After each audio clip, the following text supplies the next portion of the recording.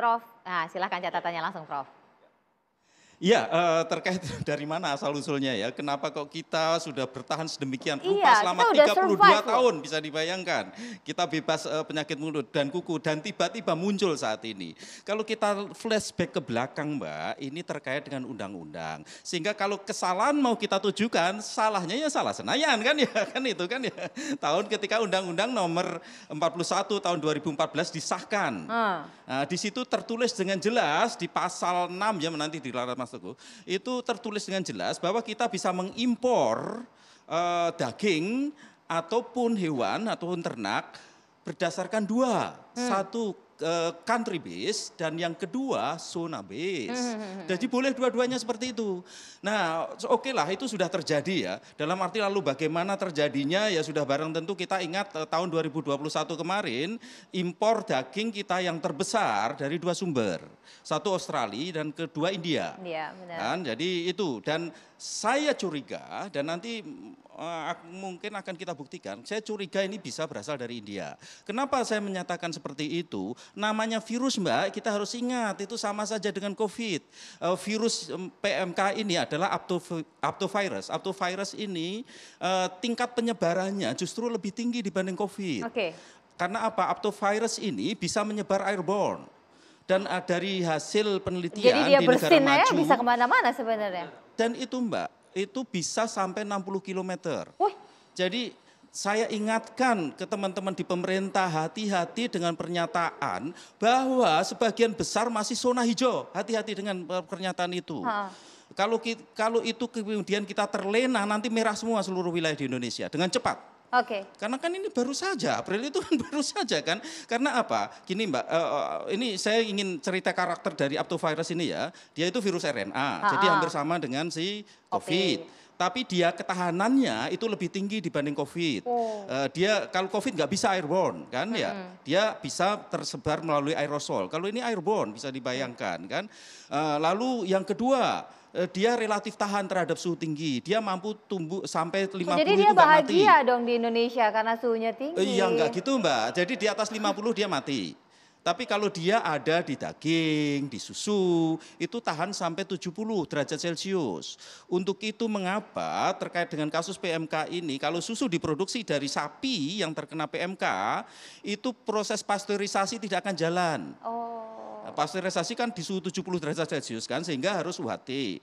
Lalu hal yang lain yang ingin saya sampaikan juga terkait dengan ini, karena dia airborne disease ya, dia bisa tersebar melalui airborne, sehingga kita harus ekstra hati-hati terkait dengan si PMK ini. Ini yang harus jadi kewaspadaan kita dan jadikan ini sebagai sebuah, tadi Mas Teguh sampaikan, tragedi nasional. Sebab kalau enggak gitu kita terlena selesai sudah. Iya. Kecepatan penyebarannya sungguh luar biasa. Secepat itu ya Pak Dokter? Betul, iya. Ini kalau dengan kondisi yang sekarang sudah 16 wilayah terinfeksi, kalau dari sisi Pak Dokter? Ini akan terus meluas, jadi tidak akan bisa dibendung dari percepatan saja. Ya, jadi yang awalnya hanya 2-3 provinsi sekarang sudah 15. 15 dari 33 itu secara persentase 16. 16 dari 33 itu secara persentase sudah tinggi. Sudah lebih separuh. Iya. Cuma saya komentar sedikit nih. Saya tadi Profesor Senayan juga ikut andil karena ini buatan berdua gitu ya. Jadi buatan berdua. Hasil perbuatan. Cuma tapi tahunnya 2014. Ya. Ada satu hal lagi yang memang harus menjadi perhatian kita adalah karantina. Ini, karena benteng terakhir, kalau kita dulunya tidak ada, kemudian sekarang ada, pasti ada sesuatu yang masuk dari luar. Benar. Dan benteng terakhir kita adalah karantina, Prof. Ini yang kemudian harus kita catat. Dulu pintunya. Iya, nah sekarang bagaimana tentang karantina itu? Dia diperankan nggak kemudian untuk melibat dalam mengambil kebijakan, peran dia di mana? Dia sangat dilemahkan atau bagaimana yang mungkin nanti perlu kita diskusikan. Sudah ada komunikasi Pak untuk karantina dan lain-lain Pak Dirjen? Ya, langkah-langkah itu semua kita sudah lakukan dan malah kita sudah membuat beberapa surat edaran terkait dengan pengaturan lalu lintas, baik itu ditangani langsung oleh karantina dan juga tentunya pemerintah daerah setempat. Jadi saat ini pemerintah daerah sudah mulai mengaktifkan kembali checkpoint yang ada. Nah tentunya ini kami terus melakukan koordinasi yang intens dengan pemerintah daerah. Jadi setiap 3 hari sekali kami itu melakukan rapat koordinasi untuk melihat kondisi-kondisi itu, apa yang perlu intervensi pusat, apa yang dilakukan oleh pemerintah provinsi dan kabupaten kota. Sehingga benar-benar ini ya kata Pak Teguh tadi harus memang keroyokan ini bersama-sama untuk kita melakukan hal-hal itu.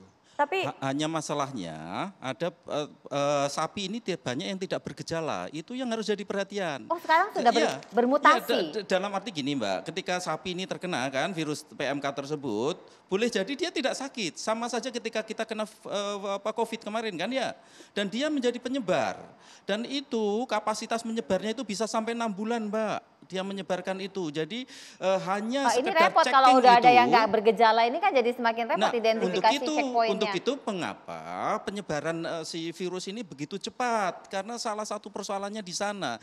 Dan oleh organisasi kesehatan dunia, kesehatan hewan dunia, virus ini tadi Mas Teguh sudah sampaikan itu the most difficult animals diseases to control. Jadi penyakit hewan yang paling sulit dikontrol adalah PMK. Iya, Pak Ini Teguh. kategori internasional. Jadi Iya, Pak itu. Teguh. Ya, jadi saya juga mempelajari. Saya mungkin sedikit bukan koreksi, Pak. Enggak senayan salah sendiri, Pak. Undang-undang adalah produk DPR dan pemerintah. Saya kebetulan, ini kebetulan Mbak Brigita, mengikuti dari awal. Siapa sih yang menginisiatif pertama wacana untuk zona? Emang kita sebegitu kurangnya ya kebutuhan sehingga harus membuka zona itu? Nah begini, sebenarnya ini maaf agak kontroversial ya. Pada saat kita bercita-cita swasembada daging tahun 2010, kenapa justru kita membuka peluang-peluang dengan zona itu? Ya. Kita nggak ngerti lah, yang bisa tahu ya pemerintah kan. Waktu itu belum ada Pak Slamet. Oh belum, Pak Slamet belum masuk. Saya tahu persis. Pelaku sejarahnya bukan Pak Slamet. Karena kami ini saking seringnya RDPU dengan Komisi 4 menyampaikan kepada DPR, please DPR tolong cegah. Karena jangan sampai kita ini mengulum peluru berbalut gula. Enak di awal, manis. Habis gulanya tinggal pelurunya jeblok. Kami sudah warning. Ini sangat riskan. Karena apa?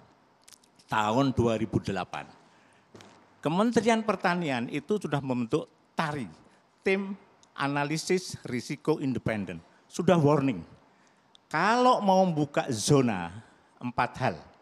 Pertama, yang harus diingat, kita belum punya sistem kesehatan hewan yang bagus. Dari pusat tidak bisa langsung. Kedua, kita ini enggak punya dana tanggap darurat. Ketiga, kita tidak dilengkapi dengan berbagai sarana untuk bisa secara cepat mendetek adanya PMK ini. Juga sarana-sarana yang lain. SDM kita juga belum siap. Jadi waktu itu tim TARI ini sudah mengingatkan pada pemerintah, tapi diabaikan. Yang gitu ya. Jadi ini saya kebetulan tahu, kemudian itu tetap masuk di dalam Undang-Undang Nomor 18 tahun 2009. Kami tidak punya pilihan, kami bawa ke Mahkamah Konstitusi. Waktu itu ketuanya masih Pak Mahfud MD. Pada tanggal 10 Agustus tahun 2010 keluar keputusan bahwa kita harus country base. Zona base itu melanggar Undang-Undang Dasar 45. Loh ini Pak Mahfud ya yang ketuanya. 5 tahun kemudian muncul lagi. Itu Undang-Undang 41 2014 itu ditandatangani Pak SBY 3 hari sebelum beliau turun sebagai presiden. Ternyata ketentuan frasa yang dibatalkan oleh MK itu masuk lagi. Dari mana itu barang bisa masuk? Makanya saya katakan, kata orang keputusan MK itu final and binding. Tapi nyatanya kok bisa masuk. Tapi dari apa yang tadi sudah disampaikan strategi awal untuk bisa mengurangi penyebaran karena tadi kan airborne disampaikan. Apakah sudah? Ya kita sudah sampaikan. Waktu itu kami ke MK juga kami jelaskan betapa bahayanya PMK ini. Dengan DPR kami komplit ya, dokumen kami itu komplit. Ini maaf ya, sampai kami itu cerita kepada, saya ada surat kami, pengantar, kebetulan saya ketuanya ya. Ketua untuk yang menyampaikan ketua forum pada anggota DPR. Bapak-bapak sekalian mohon diperhatikan. di Sudirman tuh ada yang namanya patung-patung pahlawan. Tapi jangan sampai kami membawa patung orang yang membuat kebijakan sehingga PMK masuk Indonesia. Gitu. Iya. Loh, artinya kami mengingatkan betul, jangan sampai bikinkan patung orang yang menyebabkan PMK masuk lagi ke Indonesia. Itu saya sampai sampaikan, itu terdokumentasi ya. Cuman kalau untuk infrastruktur yang tadi sudah disampaikan checkpoint, kemudian dan lain-lain, ini sudah sebenarnya efektif. kalau tadi disampaikan Pak Dirjen sudah betul. Kita sekarang melihat bahwa PMK adalah suatu kenyataan, tragedi. Harus kita berantas, kita harus cegah apapun langkah-langkah kita. Dan bahwa tadi disampaikan nanti tetap, tetapi tanggung jawab pemerintah untuk menjelaskan asal muasal itu tetap. Kenapa? Kita jangan sampai terjadi lagi kasus PMK seperti ini. Saya enggak tahu, mungkin Pak Dirjen yakin 5 tahun selesai. Kita 100 tahun kok dulu tuh untuk bisa bebas PMK kok. Implikasinya ini saya kira forum bisnis ya, jadi saya kira nanti kita harus bahas pula implikasinya. Itu enggak ringan itu. Implikasinya tidak ringan, karena tadi ketika off-air disampaikan yang banyak terjangkit justru malah yang anak-anak yang nantinya bisa jadi besar dan begitu cepat menyebar karena tingkat mortalitasnya tinggi. Nah, bagaimana mengantisipasinya dan apakah dengan vaksinasi yang rencananya ini akan digalakan ataupun penetapan sebagai wabah ini bisa jadi salah satu solusi? Sesaat lagi kita akan lanjutkan, tetaplah bersama kami.